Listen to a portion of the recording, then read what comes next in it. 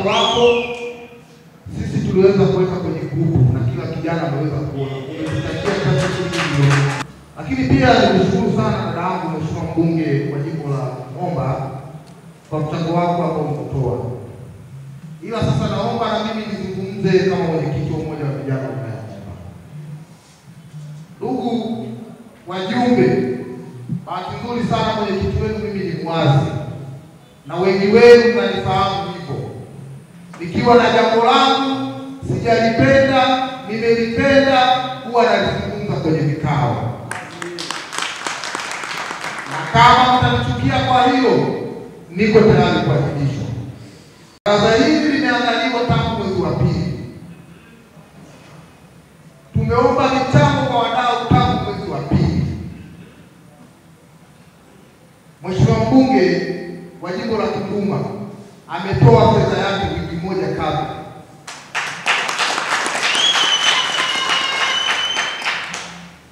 Na jana nimetoa maelekezo kwa katibu wangu wakiwa pamoja na katibu aliyekabidhisha ofisi Madagaa. Nikamwambia Madagaa, najua wewe unafahamu kwamba wewe sasa hivi ni katibu wa mkoa wa Mwanza, lakini kazi hii tulianzisha wote ni pamoja na wewe. Na huyu ndugu yetu Warioba bado ni mgeni. Naomba umsaidie tukamilishe baraza letu kwa uzuri. Nikatoa maelekezo ofisini na baadhi ya vijana mlikuwepo. Nikasema ikiwa kuna mtu tulimuomba mchango mpaka leo hajakamilisha, kufikia kesho atapokea mchango wake. Na naomba nisimamie kwenye msimamo huo. Narudia tena dadangu, tunakushukuru sana kwa fedha hiyo ulioitoa, sio kama tunadharau. Nikuombe kwa kuwa umetoa ripoti ya vijana wa Momba, utawapa baada ya kutoka.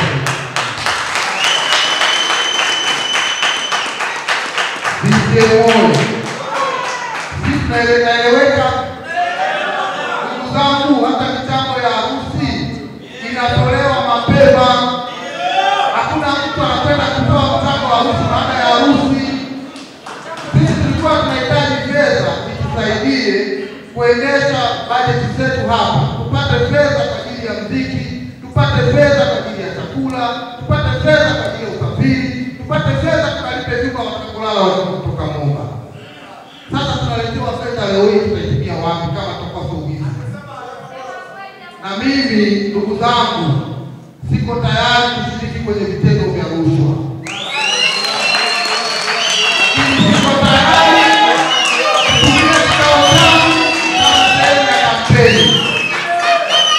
Kwa sababu mimi naona kama ofisi yetu haiheshimiwi, haifadhiliwi, kama tuheshimiwi.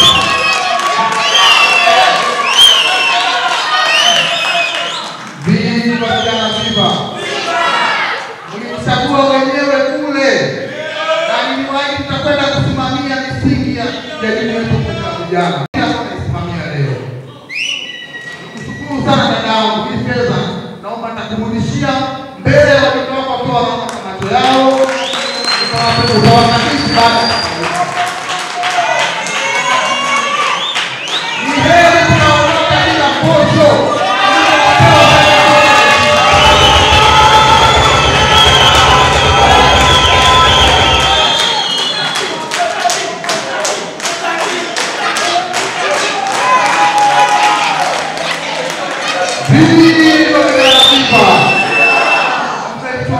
Nimewambia mimi ni mwazi na nitaendelea kusimamia uwazi wangu na nitaendelea kusimamia uadilifu wangu. Nimesema hapa na jana nitoa maelekezo kwa katibu wangu, ikiwa kuna mtu atashindwa kutimiza wajibu wake mapema, kesho tutakuwa tukifunga pesa yetu. Hatuko hapa kuuza utu wetu, hatuko hapa kumdharau mtu yoyote, lakini tupo kusimamia kanuni ya umoja wa vijana. Nitakuwa kwa mujibu wa kanuni hii. Na mimi nimeapa kusimamia kanuni hii. Na kama nitaendelea kanuni hii. Pili, niungane na katibu kukemea matendo maovu yote yaliyofanyika hapo. Siko tayari kuona kiongozi wote wa Chama cha Mapinduzi. Siko tayari kama mwenyekiti wenu kiongozi wa serikali au wa taasisi yoyote anafanyia usifanyia mheshimiwa mbunge. Unakemea na tukwambie katibu niko tayari, mimi pamoja na kamati ya utekelezaji tumetia jicho lako na tutafika ofisini. Lakini pia kwa busara kumaliza bila kutowashukuru wenzetu wengine. Mara hii kuna watu pia wamechangia. Na mimi huwa nasema kwa uwazi, muwafahamu waliotakia mapema. Kama nilivyosema, kaka yetu mheshimiwa David ametolea hilo mwenyewe.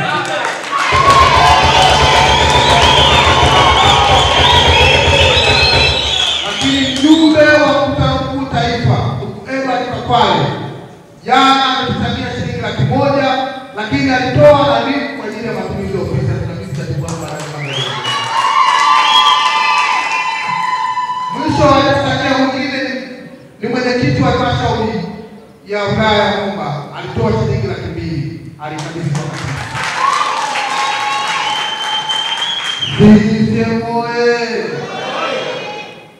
Mheshimiwa mgeni rasmi, nilitaka nianze na hayo ili vijana waelewe mpaka tumefika hapa tumefikaje.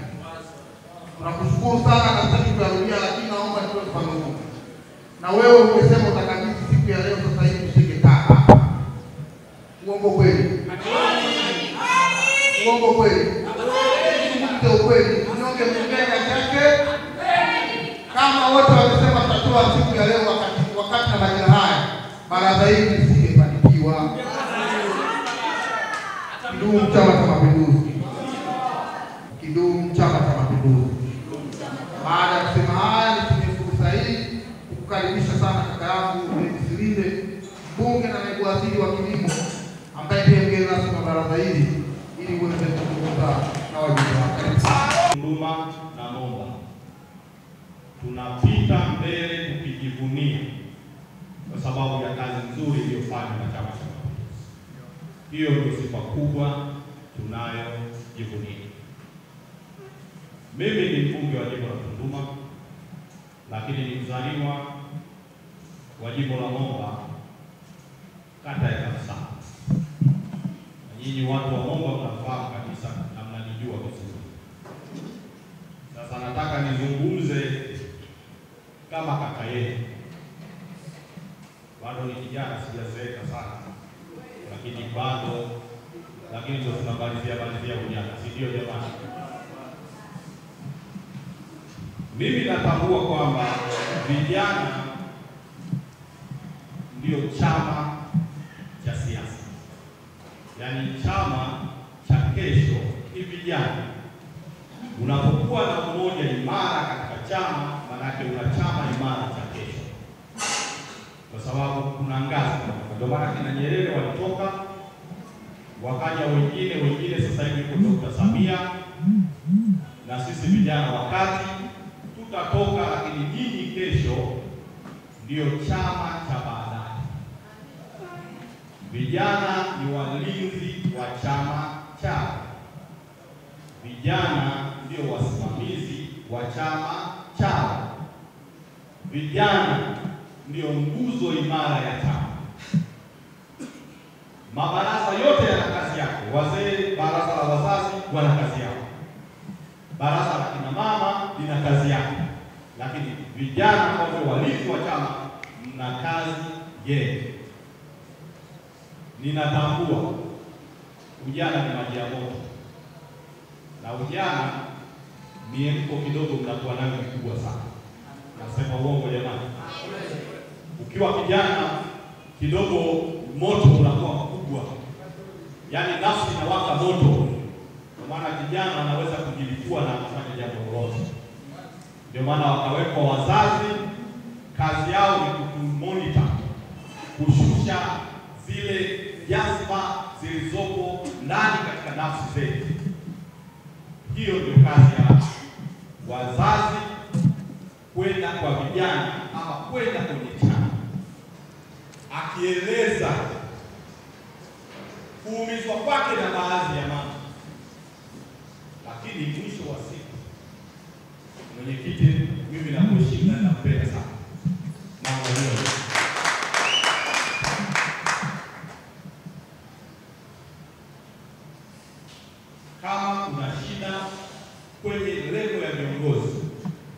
tuambiane kwa pembeni. Umeelewa?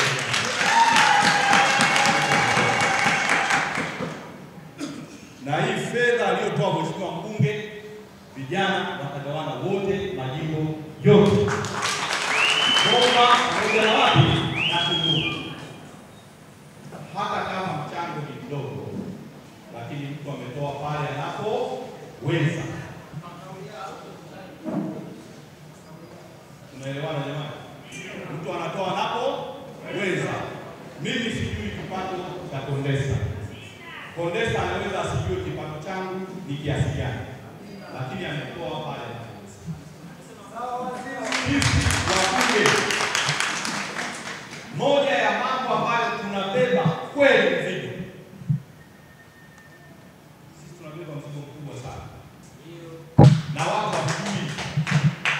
Ni kwa sababu tu muda mwingi inabidi tutabasamu hata kama tunaumia. Sijui kama tunaelewana jamaa. Inabidi tutabasamu hata kama ndani ya moyo tunavuja damu. Hamwezi kujua. Kwa hiyo wakati mwingine lazima muongozwe na huruma ya kimungu juu ya kazi ngumu tunayoifanya. Nyinyi wote ni mashahidi. Hapa kwa Tunduma nafikiri kila mwananchi anaeleza miradi ya maendeleo tumefanya mingi. Hakuna mtu asiyejua bali ni waandishi wa habari, iwe ni mwananchi wa kawaida. Zunguka kila mahali. Kama ni mashule, tumejenga mashule kibao, ameeleza makamu mkuu wa shule. Ameeleza. Ikiwemo shule hii kubwa, tumeweka hapa bilioni 2.8 hapa. Na hizi shule ni fedha kutoka serikali. Mwomba Mheshimiwa Rais tukaleta. Na wakati ule nikiwa ofisi ya Rais TAMISEMI, hizi shule zilikuwa 15 nchini. Nimeingia kwa kasema shule ya kwanza kupeleka jimbo kwa Tunduru. Tukashusha. Tumeshusha shule ya mkoa pale na Mole. Nendeni mkaangalie pale. Tumejenga shule ambayo haiko Tanzania nzima. Naomba mkipata nafasi. Nendeni na Mole shule mkoa. Haiko. Mpaka sasa tumeshaingiza bilioni 6 na milioni 500. Hayo mashule tunajenga kwa magorofa. Na mwaka huu tumepanga kujenga mengine 5 ya gorofa. Tunabadilisha mji wetu wa Tunduma. Tunduma ni sehemu ya Momba. Ikipendeza Tunduma, imependeza Momba. Sababu na mtu akitoka Momba anakuja Tunduma, ni sehemu yetu. Kwa nini isipendeze? Kwa nini isiwe bora? Kiwango cha elimu tumekipandisha. Mwaka jana tulikuwa wa 6 kitaifa katika matokeo ya darasa la 7. Halmashauri ya Njombe.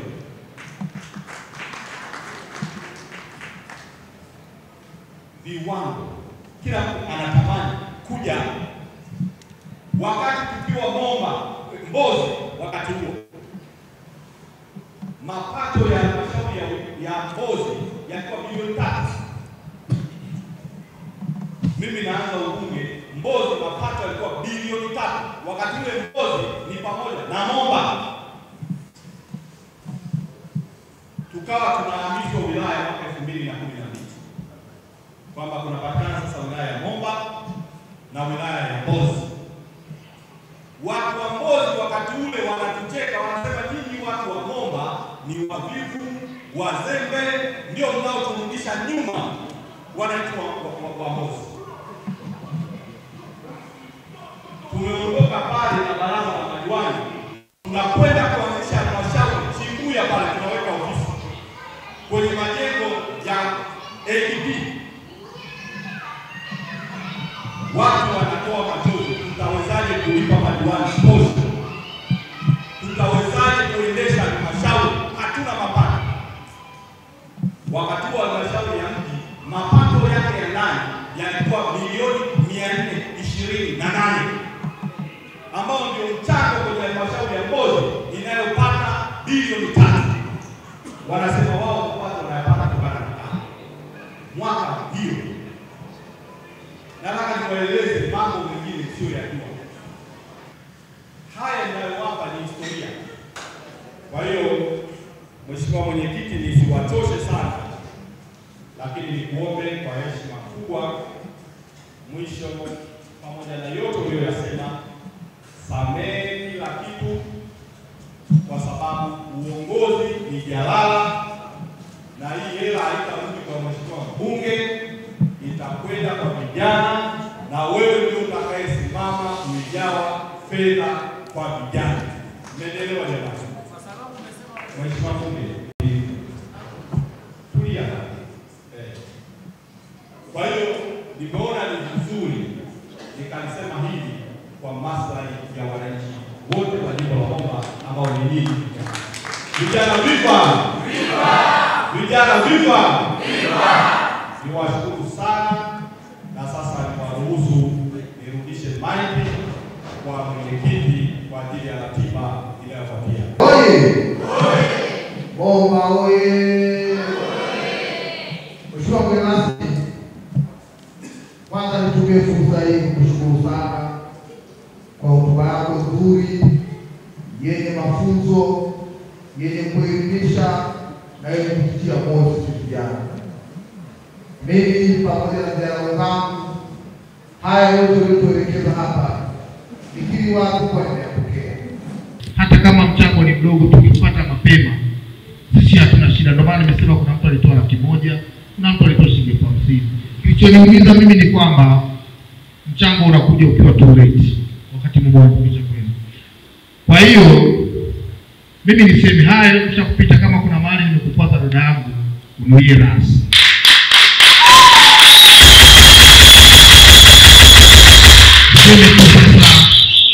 Mchango wako kama mmoja wa vijana na kama mwenyekiti nimekuja kupokea, na tutawapa vijana wote kadri ya maelekezo. Lakini pia tumekusaidii sasa kukupatia dakika hiyo moja hapo umeiomba uweze ku. Momba oye. Poleni vijana. Mwenyekiti, nakushukuru sana kwa nafasi, na kwa sababu nataka kuaga kwa hilo tukio, naona nipate nafasi kidogo kusema kuwasiliana na katibu mpya. Nimetoa taarifa ya kuleta mchango wangu wiki mbili kabla, na Madagaa ni shahidi kwenye mawasiliano yetu. Mimi ndio nilikuwa namkumbusha kama baraza la mjini, na hicho kiwango nikakitaja. Na jana katibu Madagaa akanipigia, kwanza alimpigia nikamweleza hizo sababu za kuleta mchango leo. Akaniambia kwa kuwa yeye anakabidhi ofisi, anaomba niunganishe na katibu Walioba. Mimi nikaongea na katibu Madagaa, katibu Walioba kupitia simu ya katibu Madagaa, nikaongea na katibu, tukakubaliana naye, tukaelewana, tukacheka kwa kirefu, na nikamkaribisha na nikamwambia, katibu, nitakuletea mchango wangu wa pesa taslimu shilingi milioni 1 saa kati ya saa 7 kamili mchana mpaka saa 8 kamili mchana. Pamoja nilikuwa ninaenda ziara Kapele na watu sasa hivi wananisubiri. Nimekuja hapa saa 7 kamili ndani ya muda ambao nilikuwa nimemweleza katibu mpya. Sasa nasikitika imekuwaje ukuambiwa kwamba mchango wangu utaweza kuchelewa. Lakini mimi nakwambia haujanikosea na sijakasirika na sina kinyongo. Ninafahamu kwamba Mwenyezi Mungu ni shahidi ambaye anajua mambo yote yaliyoko ndani ya moyo ambayo sisi wengine hatuwezi kuyaona. Makatibu wote wawili nimeongea nao. Makatibu wote wawili walifahamu kwamba mchango utakuja leo saa 7 kwa sababu ambazo nilikuwa nimeeleza. Otherwise, nakushukuru kwa ushirikiano wote. Na washukuru vijana wote, hususan vijana wa jimbo la Momba. Ninawapenda na nitaendelea kuwatumikia kwa uaminifu. Mwenyezi Mungu awabariki na watunze. Naomba niage ili niende kukabidhi ambulance kwa ajili ya kuwasaidia watu. Asante sana.